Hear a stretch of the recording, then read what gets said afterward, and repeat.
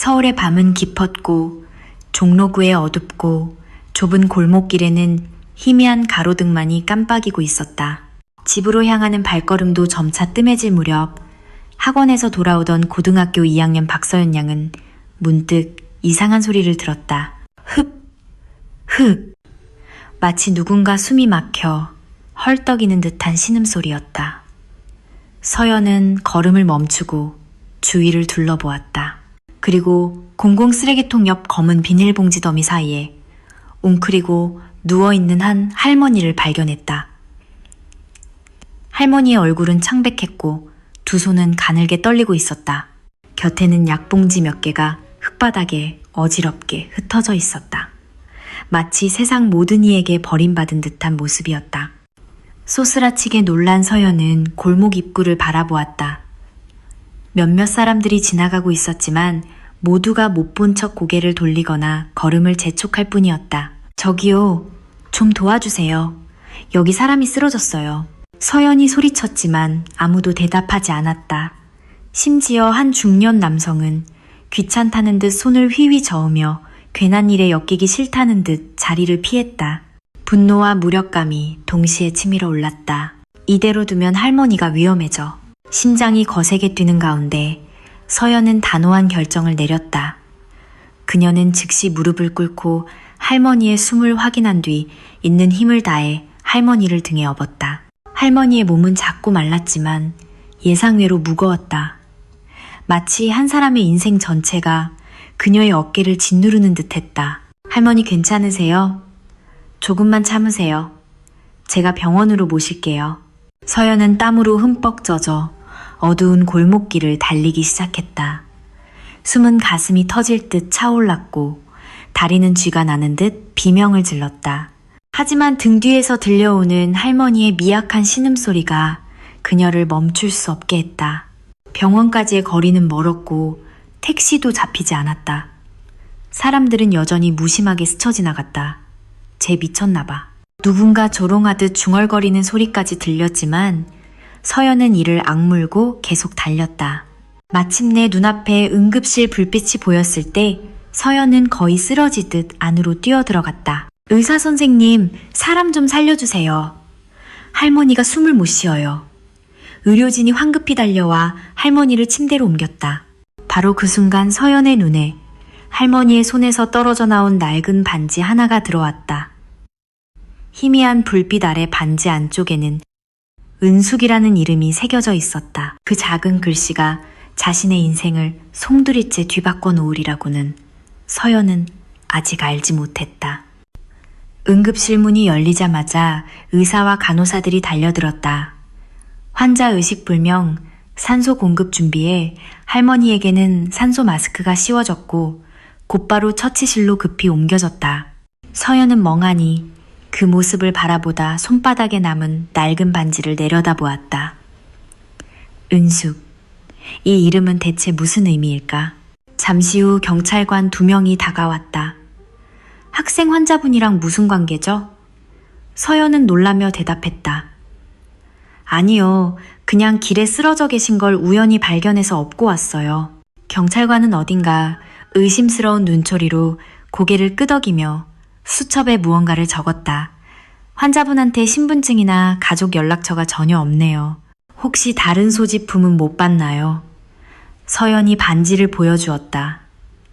바로 그때 곁에 있던 간호사 한 명의 눈이 동그래졌다.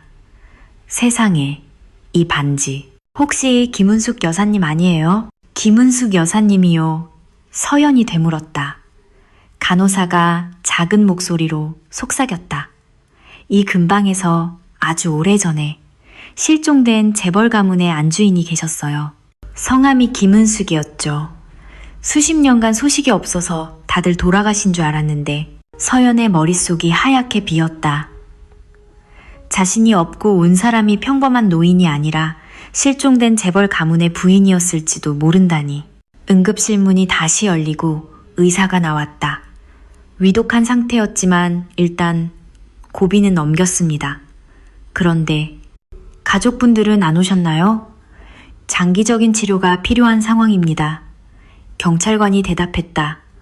아직 가족과 연락이 닿지 않았습니다. 정적이 흐르던 그때 복도 끝에서 하이힐 소리가 들려왔다. 또각또각. 소리는 점점 가까워졌고 서연의 심장도 빠르게 뛰기 시작했다. 그곳에는 화려한 옷차림의 중년 남성과 젊은 여성이 서 있었다. 어머니 중년 남성이 소리치며 의사에게 달려들었다. 제가 가족입니다. 어머니는 좀 어떠십니까?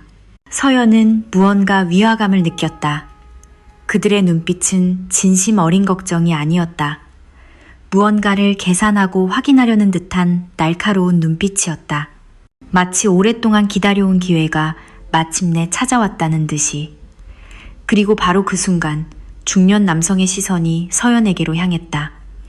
얼음처럼 차갑고 날카로운 시선이었다. 넌 누구지 왜 우리 어머니 곁에 있는 거야? 서연은 저도 모르게 손 안의 반지를 꽉 쥐었다. 차가운 긴장감이 복도를 감쌌다. 서연을 날카롭게 쏘아보던 중년 남성은 이내 어색한 미소를 지어 보였다. 아, 학생이었군. 우리 어머니를 여기까지 모셔다 주다니 고맙네. 학생이 고생이 많았어. 하지만 그의 말투에는 고마움보다는 경계심과 불쾌함이 묻어났다. 옆에 있던 젊은 여성은 곧장 할머니의 병실로 들어갔다. 이제 다 됐어. 거의 다.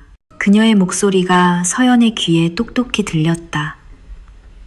다 됐다니. 뭐가 서연은 이들이 진짜 가족이 아닐지도 모른다고 생각했다. 소중한 사람을 잃을 뻔했던 가족의 모습이라고 하기엔 그들의 태도는 너무나도 차가웠다. 마치 무언가를 차지하기 위해 연기하는 사람들처럼 보였다. 다음날 아침 병원 복도 한편에서 서연은 간호사들의 대화를 우연히 엿듣게 되었다. 저 사람들 진짜 가족 맞아요. 환자 상태는 안 물어보고 유산 얘기만 하던데요. 그러게 말이에요. 할머니가 깨어나시면 금방 알게 되겠죠. 순간 서연은 등골이 서늘해지는 것을 느꼈다. 역시 뭔가 있어. 며칠 후 기적처럼 할머니가 의식을 되찾았다. 천천히 눈을 뜬 할머니는 주위를 둘러보다가 가장 먼저 서연을 찾았다. 아가, 네가 나를 업고 온 아이구나. 떨리는 목소리에 서연의 눈시울이 붉어졌다. 네 할머니, 이젠 괜찮으세요. 여기는 안전해요. 하지만 그 감동의 순간은 중년 남성의 차가운 목소리에 깨지고 말았다. 어머니 걱정 마세요. 이제부터 저희가 다 모시겠습니다. 재산 문제도 저희가 알아서 정리할게요. 복도에 올린 재산이라는 두 단어의 서연은 숨을 삼켰다. 일의 본질이 명확해졌다. 그들에게 중요한 것은 할머니의 생명이 아니라 남겨진 재산이었다. 할머니는 힘겹게 고개를 돌려 서연을 바라보더니 그녀의 손을 꼭 잡았다. 아가, 내 반지. 네가 가지고 있니? 서연은 놀라며 고개를 끄덕였다. 순간 할머니의 눈빛이 빛났다. 잘했다.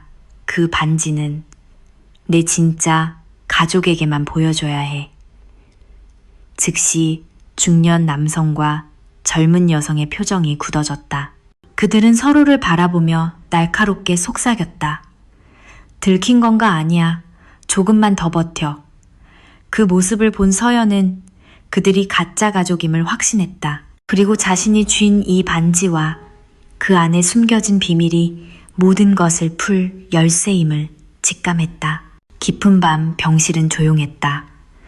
중년 남성과 젊은 여성은 피곤하다는 핑계로 돌아갔고 할머니 곁에는 서연만이 남아 있었다. 할머니가 서연을 향해 힘겹게 미소 지었다. 아가, 이름이 뭐니? 박서연입니다.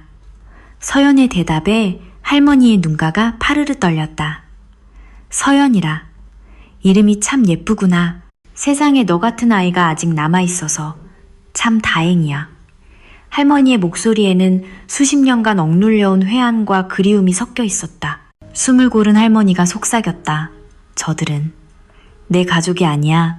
내 진짜 가족은 아주 오래전에 잃어버렸단다. 서연은 놀라 몸을 앞으로 기울였다. 잃어버리셨다니요. 무슨 말씀이세요? 할머니의 시선이 허공을 향했다. 젊었을 때 재벌가로 시집을 갔지. 돈은 많았지만 늘 외로웠어. 남편은 사업에만 미쳐 있었고 시댁 식구들은 날 사람 취급도 안 했지. 그런 내게 유일한 위안은 내 딸아이였어. 할머니의 눈에 눈물이 고였다. 아이가 6살 되던 해 집에 큰 불이 났단다. 온 집안이 아수라장이었고 그 혼란 속에서 내 딸이 사라졌어. 아무리 찾아도 없었지. 결국 모두가 아이가 죽었다고 했지만 난 알아. 내 딸은 살아있어. 누군가 아이를 데려간 거야. 그래서 수십 년간 할머니는 딸을 찾아 전국을 떠돌아다녔다고 했다. 서연은 숨을 죽였다. 할머니가 떨리는 손으로 서연의 손을 꽉 잡았다. 아가, 네가 나를 업고 달려오던 그날 내 심장이 마지막 힘을 다해 뛰었단다. 이상하게도 네 얼굴을 본 순간 내 딸아이의 모습이 떠올랐어.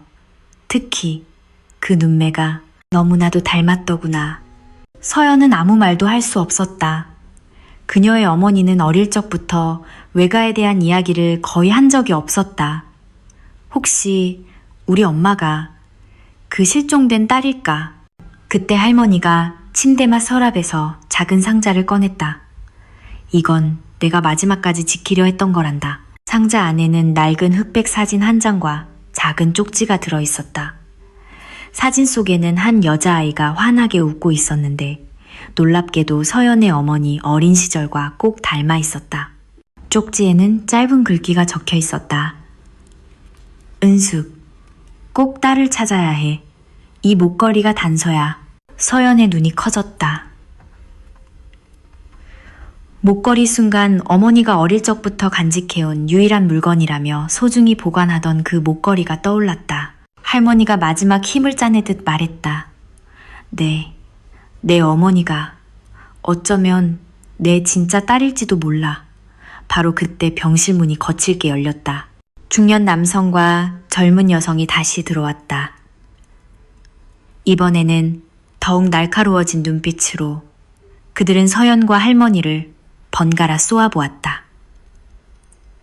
두 분, 무슨 얘기 중이시죠? 설마 쓸데없는 이야기는 아니겠죠? 서연은 본능적으로 할머니의 상자를 품에 숨겼다. 그리고 다짐했다. 이제 내가 모든 것을 밝혀내야 해. 이 사람들의 정체와 우리 가족의 진실을. 박서연은 할머니의 작은 상자를 품에 꼭 안았다.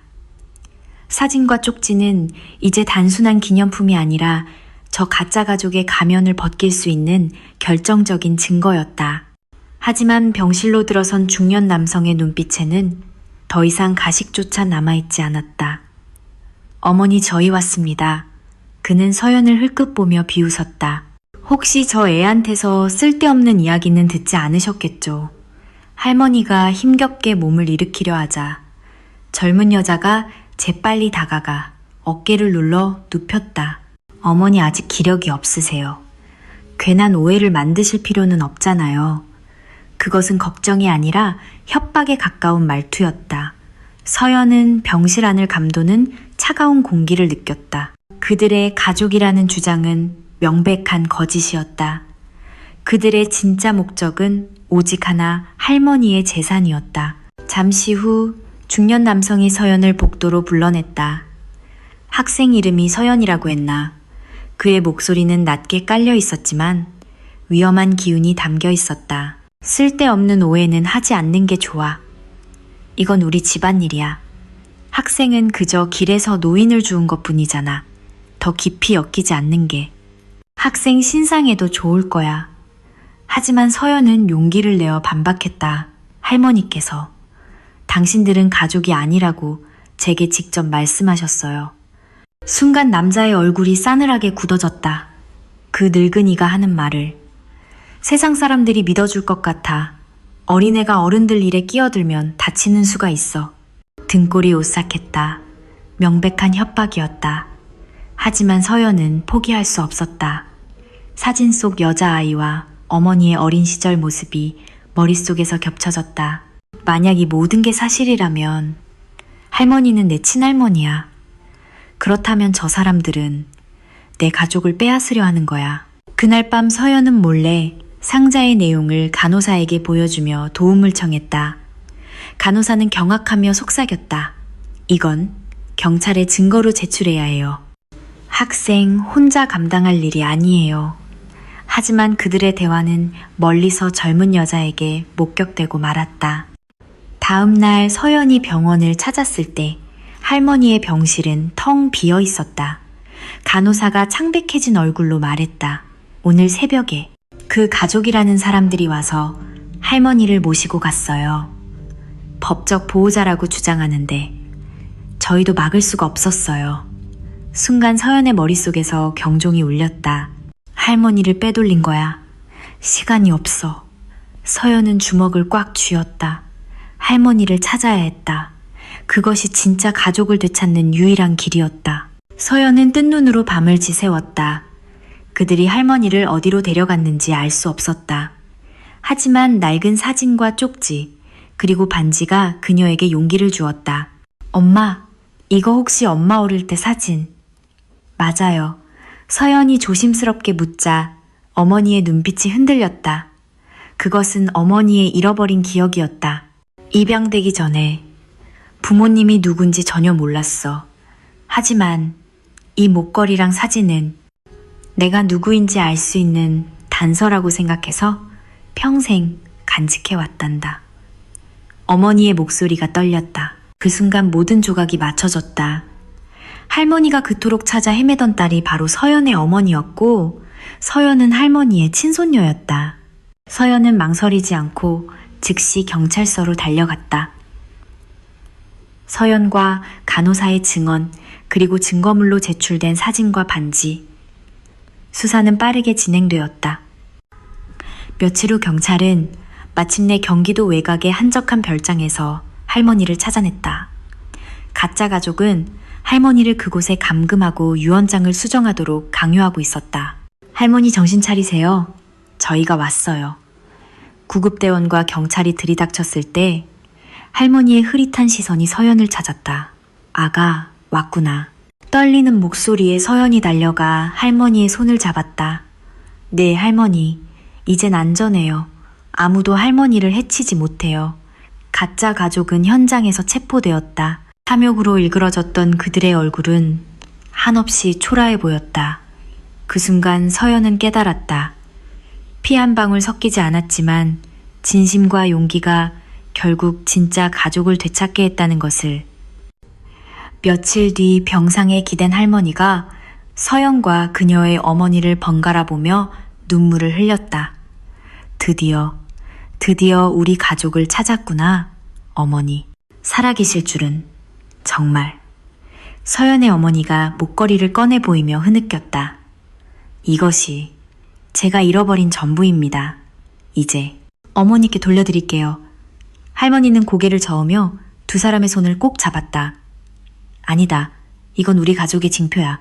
내가 아니라 너희가 간직해야 해. 서연은 그 손의 온기를 느끼며 그동안 고통과 두려움 속에서 참아왔던 눈물을 터뜨렸다. 어두운 골목길에서의 작은 선행 하나가 이토록 기적 같은 재회를 가져올 줄 누가 알았을까. 마지막으로 할머니가 미소 지으며 말했다. 서연아, 그날 네가 나를 업고 뛰지 않았다면 우리는 영영 만나지 못했을 거야. 네 용기가 우리 가족의 끊어진 인연을 다시 이어준 거란다. 그 순간 서연은 자신이 지켜낸 것이 단순히 한 사람의 생명이 아니라 끊어질 뻔했던 소중한 인연과 사랑이었음을 깨달았다.